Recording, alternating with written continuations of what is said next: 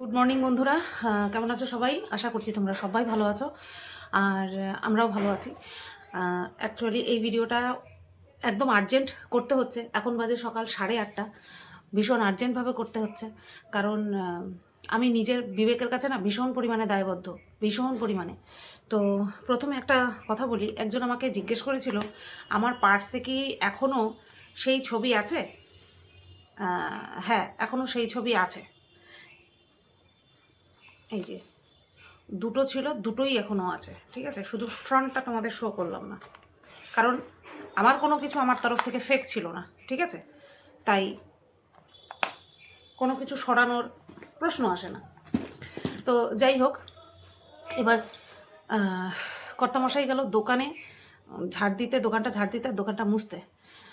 আমি সেই ফাঁকে ভিডিওটা করছি কারণ এই ভিডিওটা আমার আর্জেন্ট বলে বেশি মনে হচ্ছে। আজকে সকালের ভিডিও রেডি ছিল, কিন্তু সেই ভিডিও দেওয়ার আগে আমার এই ভিডিওটা বেশি মানে তোমাদের কাছে আগে পৌঁছানো উচিত, সেই মনে করে কিন্তু আমি বসে পড়লাম। কারণ নিজের বিবেকের সাথে দ্বন্দ্ব করে আমি নিজে জিততে পারি না কোনো দিন। ঠিক আজকেও ঠিক সেম দশা হয়েছে আমার। ভিডিওটা হচ্ছে বাচ্চা মেয়েটাকে নিয়ে, ঠিক আছে? বিশেষ ব্যক্তির বাচ্চা মেয়েটাকে নিয়ে ভিডিওটা করতে বাধ্য হচ্ছি, মানে ওর সম্পর্কে। তার মা বাবা, তার মাসিরা যুগলবন্দি হিসাবে আমার সাথে যাই করেছে, তার মধ্যে বাচ্চাটা তো ইনক্লুড ছিল না, তাই না? কিন্তু আজকে সেই বাচ্চাটাকে নিয়ে এত মানে ডেসপারেট হয়ে মানুষ ভিডিও করছে, বাচ্চাটার সম্বন্ধে বাচ্চাটার বিষয়টা নিয়ে তার মাকে বলছে, যা নয় তাই বলছে। আমার মনে হলো এটা ঠিক হচ্ছে না, ঠিক আছে? এটা ঠিক হচ্ছে না। বাচ্চার মাকে তার নিজস্ব ব্যক্তিগত স্বভাব নিয়ে যে যা খুশি বলে বলুক, তাতে আমার এখন আর কোনো ফারাক পড়বে না। কিন্তু এই বিষয়টাতে যেখানটায় বাচ্চাটা ইনক্লুড রয়েছে, আমার মনে হলো এটা ঠিক হচ্ছে না। সেই কারণের জন্যই কিন্তু আমার বলতে বসা, এটা আমার একদম পার্সোনালি নিজে দায়িত্ব নিয়ে বলতে বসেছি। কারোর হয়ে না, কারোর জন্য না, শুধুমাত্র বাচ্চাটার জন্য। যেই অ্যালিগেশন লাগানো হচ্ছে বাচ্চাটাকে নাকি এইরকম পরিস্থিতি, ওই রকম পরিস্থিতি, যা যা বলা হচ্ছে আমি সেগুলো মুখেও আনতে চাই না। এই বিষয়টা নিয়ে যে বলছে তারটা তো আলাদাভাবে হয়তো মানে আলাদাভাবে দেখা হবে, কিন্তু আদার্স যে সমস্ত কন্ট্রোভার্সি ক্রিয়েটাররা শুধুমাত্র একটা মানুষের শুধু মুখের কথায় যে কিনা আদ্যপান্ত মিথ্যে কথা বলে, তার কথা শুনে তারপরে ওই বাচ্চাটাকে ইনক্লুড করে বাচ্চাটার মাকে বাবাকে পার্টিকুলার এই বিষয়টা নিয়ে যেইভাবে বলা হচ্ছে, সেটা আমি একটা মানুষ হিসেবে সেটা শুনতে পাচ্ছি না, ঠিক আছে? একটা মানুষ হিসেবে সেটা শোনা আমার পক্ষে অসম্ভব। সেই কারণের জন্যই এত কিছুর পরেও এই ভিডিওটা করা উচিত বলে একটা মানুষ হিসেবে আমার মনে হলো। পয়সা আছে, পয়সা থাকলেই হয় না, পয়সা দিয়ে উকিলকে দিয়ে মামার বাড়ির মোয়া নাকি? আইন কি মামার বাড়ির মোয়া? না তো।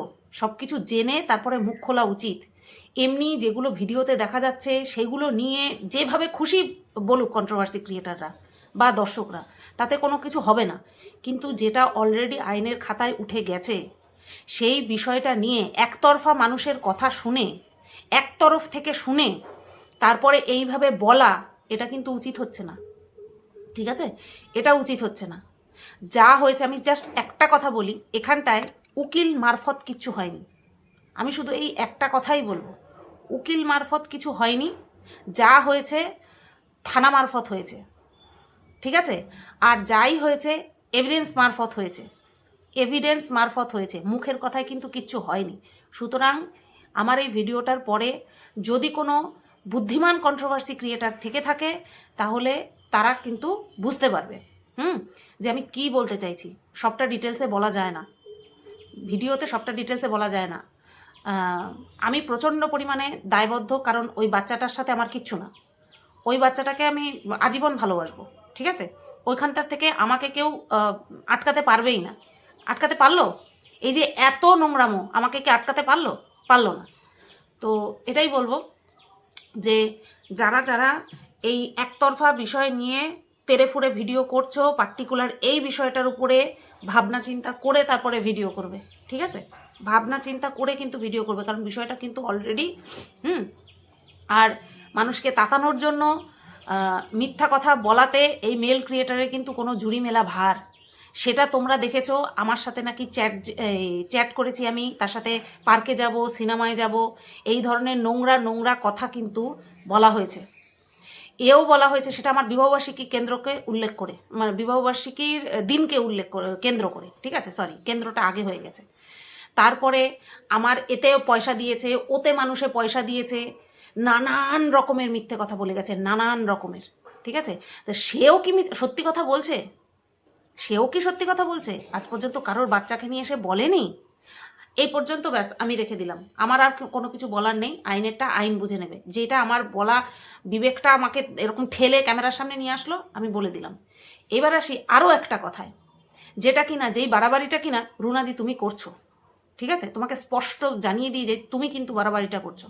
গতকালকে তোমার ভিডিওতে কে কী কমেন্ট করবে সেই দায় কিন্তু তোমার না, কোনো ক্রিয়েটারেরই না।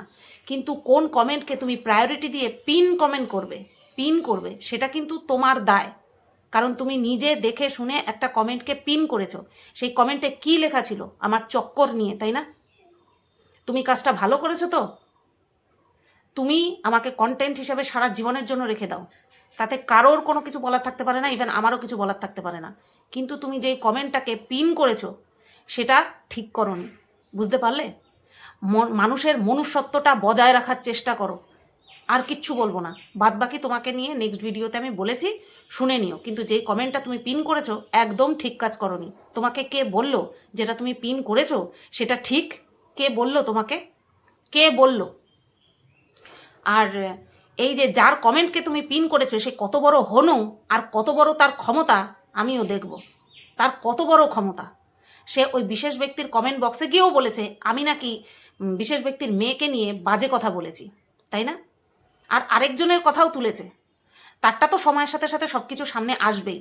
লড়ছি, লড়ে যাব। লড়ছি, লড়ে যাব। বাদ বাকি রুনাদি তুমি কাজটা ঠিক করলে না। যে কমেন্টটাকে তুমি কোনো রকম কোনো প্রুফ ছাড়া পিন করে দিলে না, সেই কাজটা মোটেও তুমি ঠিক করলে না। এই ভিডিওটা এই পর্যন্তই রাখলাম, একটা আর্জেন্ট ভিডিও হিসেবে তোমাদের কাছে পৌঁছে দিলাম। চলো সবাই তোমরা ভালো থেকো, সুস্থ থেকো, টাটা।